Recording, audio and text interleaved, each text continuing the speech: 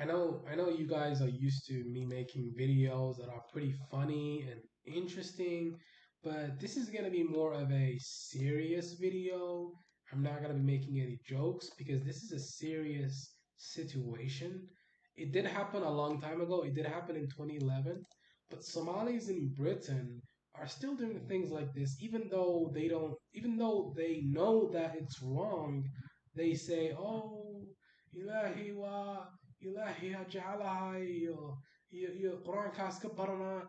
But the thing is, in the Quran, it says that you shouldn't steal, you shouldn't try to lie to people, commit fraud. Is that okay? Of course not. So what that tells me is that they don't actually care about religion. They only care about money and getting benefits and stuff like that. They don't care about religion more so than anything. It's all a smokescreen, really. It's all a smokescreen. None of it's true. None of it's factual. It's all bullshit and a smokescreen.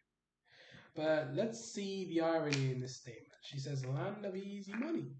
How the Somali woman who lied to claim asylum and £250,000 in benefit handouts described Britain. So what happened was she lied about being gang raped in Somalia, which is very easy to do because they don't know the facts down there. The Somali authorities down on the ground in Somalia are not. There's no one there to collaborate the facts and anything like. It's chaos over there in Somalia. She boasted that it was the land of easy money. Ayana Abdullah was jailed this week after investigators discovered that the story she used to win asylum and later UK citizenship was a pack of lies. It usually is a pack of lies. 90%, I'd say not, or more than 95% of the time, when Somali people are trying to gain asylum in Europe, it's always lies. It's always a pack of lies. It's always a pack of lies.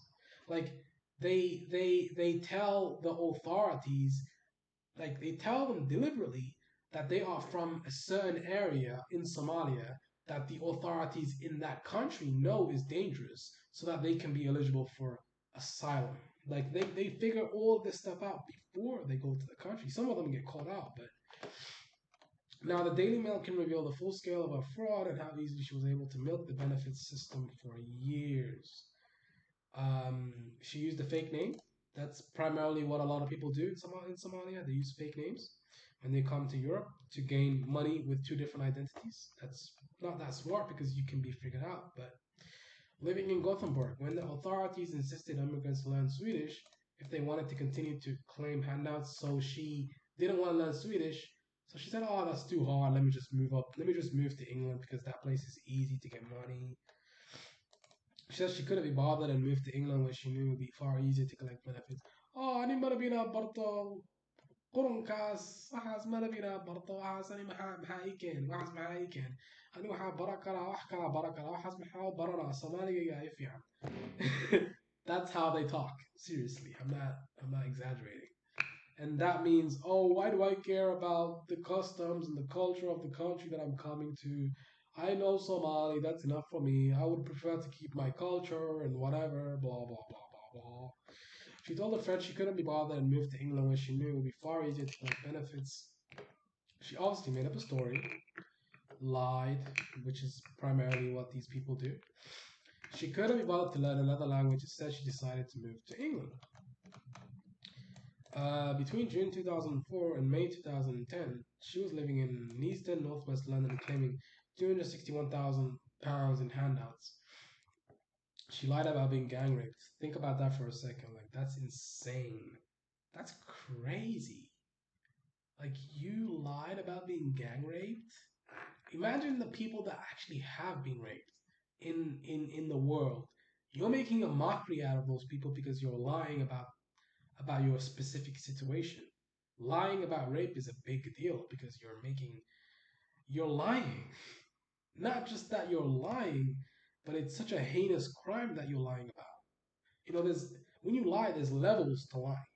You can lie about what you had for breakfast this morning, but lying about being gang raped is on a different level for sure.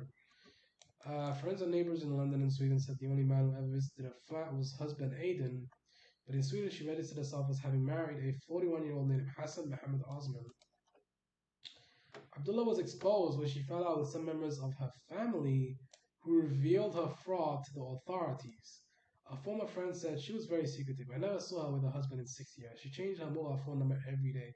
You could not contact her. She went back and forth to Gothenburg a lot, and she once went to Africa, but via Sweden, even though it was more expensive. Jailing her for 4.5 years at Harrow Crown Court for multiple counts of fraud and deception, Judge described her actions as a professionally planned, cynical, and dishonest manipulation of the whole system of asylum. Abdullah, who showed no remorse, cannot be deported after finishing her sentence because she was granted British citizenship in 2009.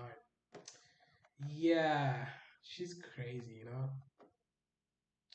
She can be deported if she lied on a citizenship application or withheld information in that way. Oh, okay, I mean, yeah, I agree with that. Everything she owns should be taken from her and given to those who really need it. She should then be deported. This should warn other scum not to steal from us.